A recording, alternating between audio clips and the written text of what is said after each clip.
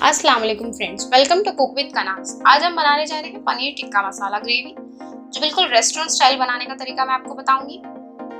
तो चलिए देखते हैं कैसे बनाना है। सबसे पहले हम पनीर की मैरिनेशन रेडी करेंगे जो टिक्का के लिए यूज होगी। एक बाउल लेंगे, उसमें आधा कप दही यूज करेंगे। मैंने बिना पानी वाला दही यूज किया है। 1 टेबलस्पून लाल मिर्च पाउडर लिया है मैंने। 1/4 टीस्पून हल्दी पाउडर लिया है।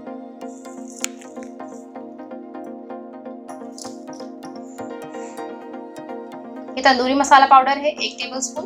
कोई भी तंदूरी मसाला पाउडर यूज कर सकते हैं आप। ये धनिया पाउडर है 1/2 टीस्पून।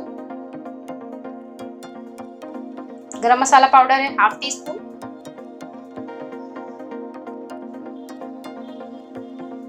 थोड़ी सी कसूरी मेथी है 1 टेबलस्पून।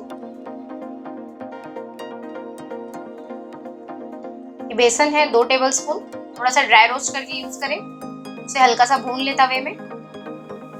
1 टेबलस्पून तेल डाला है यहाँ पर। अब इन सब को हमें अच्छे से मिलाना है। आधा टेबलस्पून नमक डाला है मैंने।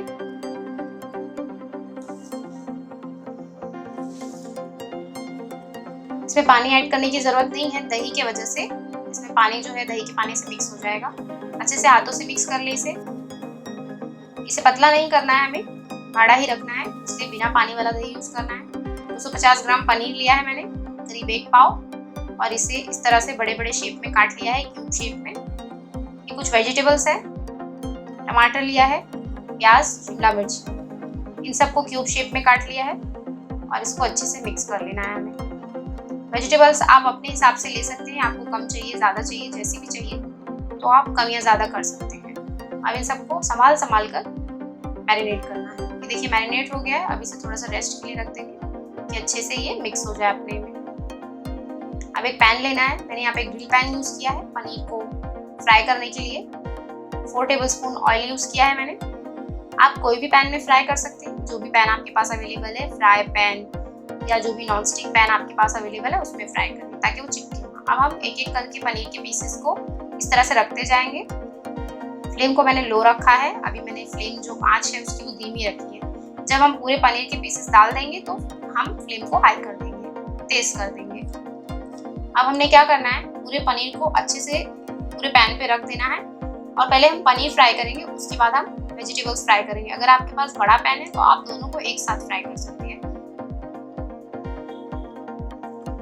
हमने फ्लेम हाई कर दिया है और हम देखेंगे कि एक साइड से वो लाल होने लगा है। जब हम उसे पलटेंगे धीरे धीरे करके,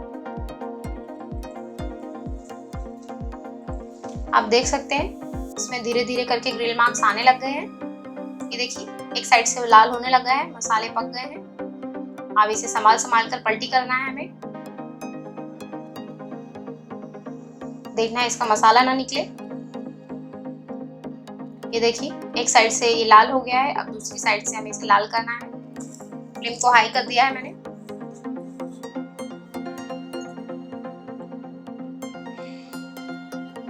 अब हमारे पनीर पक चुके हैं। अब हमें इसे डिश आउट कर लेना है। ये देखिए बिल्कुल अच्छे से पक कर ये फ्राई हो चुके हैं, रेड हो गए हैं। अगर आपके पास स्कीवर्स हैं या जो सीख की सलाखें होती हैं वो हैं, या जो भी कांडी गोश्त की लकड़ियां होती हैं वो भी अगर आपके पास है तो उसमें भी आप उसे फ्राई कर सकते हैं। अदरवाइज आप ऐसे भी बना सकते हैं, कोई प्रॉब्लम नहीं है। ये अब मैं वेजिटेबल्स फ्राई कर लूँगी, जो हमारे टमाटर, शिमला मिर्च और जो भी हमारी प्याज वगैरह थी जो हमने मैरिनेट किया था, मैं उसको ऐसे फ्राई करूँगी।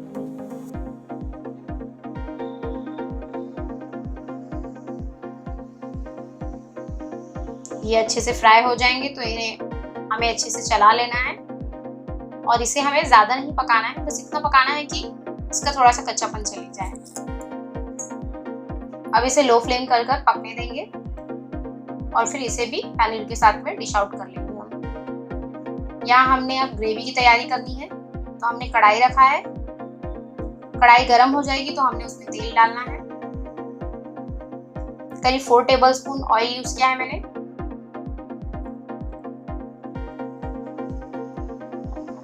जब तेल गर्म हो जाएगा तो हमें उसमें बाकी के इंग्रेडिएंट्स डालने हैं। यहाँ मैंने 10 से 12 लहसुन की कलियां और 2 इंच का अदरक बड़े बड़े स्लाइस में काट लिया है। इस तरह से लंबे लंबे स्लाइस में काटना है। हमें यहाँ पे अदरक लहसुन पेस्ट नहीं यूज करना है, क्योंकि हमें इसे सबको अच्छे से फ्राई करके फिर ग्राइंड करना है, तो हमने सब अक्खा अक्खा ही यूज करना है।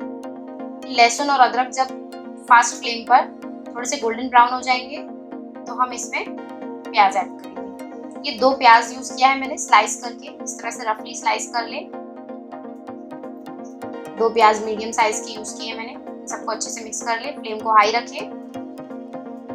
और 2 टमाटर डाला है यहाँ पर मैंने, इसको भी अच्छे से रफली स्लाइस कर लिया है मैंने, ज़्यादा बारीक चॉप करने की जरूरत नहीं है। ये 20 से 25 टूटे हुए काजू यूज किए मैंने। अगर आप खड़े काजू ले रहे हैं तो 10-15 बस हो गए, 10-12 यूज कर सकते हैं, मैंने टूटे हुए लिए हैं।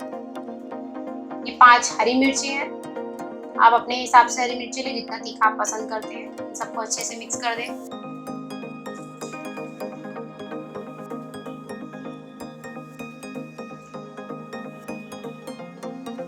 अब हम 1 टेबलस्पून चार मगज यूज करेंगे। ये देखिए, अगर आप चार मगज नहीं यूज करना चाहते हैं तो सिर्फ काजू यूज करें।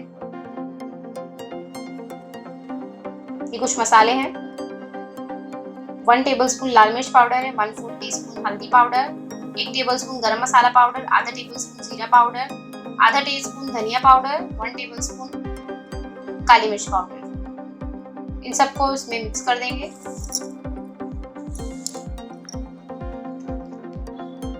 ये सबको अच्छे से चला लें। थोड़ा सा नमक ऐड करेंगे, करीब 1 टेबलस्पून नमक यूज किया मैंने। नमक आप अपने हिसाब से एडजस्ट करें, जैसा भी आप खाते हैं, कम या ज़्यादा अपने हिसाब से आप यूज कर सकते हैं। अब इन सबको अच्छे से मिक्स करके हम इसे लो फ्लेम पर पकने देंगे, ताकि हमारे प्याज टमाटर सब अच्छे से पानी छोड़ दे और अच्छे से पक जाए, नरम हो जाए। आप देख सकते हैं बिल्कुल अच्छे से नरम पड़ गए। अब इसे ठंडा होने रख देना है। तो हमें इसे मिक्सर में पीस लेना है। ये देखिए, थोड़ा सा पानी यूज करके मैंने इसे पीस लिया है। अब उसी कढ़ाई में जिसमें हमने मसाले भुने थे, मतलब अपने जो भी इंग्रेडिएंट्स थे, उसी कढ़ाई में हम दोबारा से इसे पकाएंगे। 1/2 टेबलस्पून मैंने यहाँ पे मस्का यूज किया है, बटर। इसको गलने देंगे, अच्छे से चला लेंगे, फ्लेम को लो रखेंगे, धीमी आंच करना है वरना हमारा मस्का जल जाएगा। धीमी आंच रखें।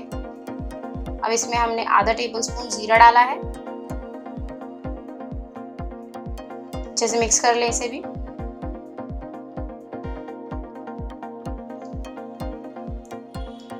अब जो हमारा मसाला था, पीसा था जो हमने, उसको इसमें मिक्स कर देंगे। आप देख सकते हैं मसाला पकने लग गया है। 1 टेबलस्पून इसमें टमाटो केचप यूज करेंगे, जो हमारा टमाटो सॉस होता है। 1/2 टेबलस्पून कसूरी मेथी ऐड करना है इसमें। ये 2 टेबलस्पून फ्रेश क्रीम यूज किया है मैंने। आप घर की दूध की मलाई भी यूज कर सकते हैं, जो हम दूध के ऊपर से निकालते हैं, वो भी यूज कर सकते हैं। फ्रेश क्रीम भी यूज कर सकते हैं। इन सबको अच्छे से मिक्स कर लेना है। आप चाहें तो टोमेटो सॉस स्किप भी कर सकते हैं। थोड़ा सा फूड कलर ऐड करना है, इसका कलर अच्छा आने के लिए, थोड़ा रेस्टोरेंट स्टाइल दिखने के लिए हमने इसमें फूड कलर ऐड कर दिया है, ताकि इसका लुक बिल्कुल रेस्टोरेंट स्टाइल जैसा आए, जैसे रेस्टोरेंट्स में हम खाते हैं बिल्कुल वैसा ही आता है। अगर आप नहीं डालना चाहते तो नहीं डालें, कोई प्रॉब्लम नहीं है। अच्छे से मिक्स कर लेना है, फ्लेम को हाई रखना है। इसे हमें ज़्यादा पकाने की ज़रूरत नहीं है, क्योंकि हमने मसालों को भून लिया है। अब इसमें मैंने आधा कप पानी ऐड कर दिया है। इसकी ग्रेवी गाढ़ी ही रहती है, तो इसको पतली नहीं करें, बस थोड़ा सा पानी ऐड करें कि इसकी कंसिस्टेंसी जो है एडजस्ट हो जाए। अब जो हमारे पनीर और वेजिटेबल्स जो हमने फ्राई किए थे, वो इसमें ऐड कर देंगे। फ्लेम को हाई कर देंगे, जो हमारी आँच है गैस की उसको तेज कर देंगे और इसको पकने देंगे, ताकि ये सब मिलकर एक जान हो जाए और अच्छे से पक जाए। जो पनीर है हमारे, उसमें ग्रेवी का टेस्ट आ जाए और पनीर का जो फ्राई वाला टेस्ट है वो ग्रेवी में आ जाए। सो उसे पकने देंगे हम। अब इसके ढक्कन को ढक देंगे। ये पकते हुए 5 मिनट हो गया है। ये देखिए बिल्कुल परफेक्ट कंसिस्टेंसी पे आ गया है। ये सारे पनीर और हमारे सारे जो भी वेजिटेबल्स है सब बिल्कुल अच्छे से मिक्स हो चुके हैं, एब्जॉर्ब हो गए एक दूसरे में। अब इसे हमने डिश आउट कर लिया है। ये बिल्कुल रेडी हो गया है हमारा पनीर टिक्का मसाला। आप देख सकते हैं कितना टेम्पटिंग और कितना डिलीशियस बना है।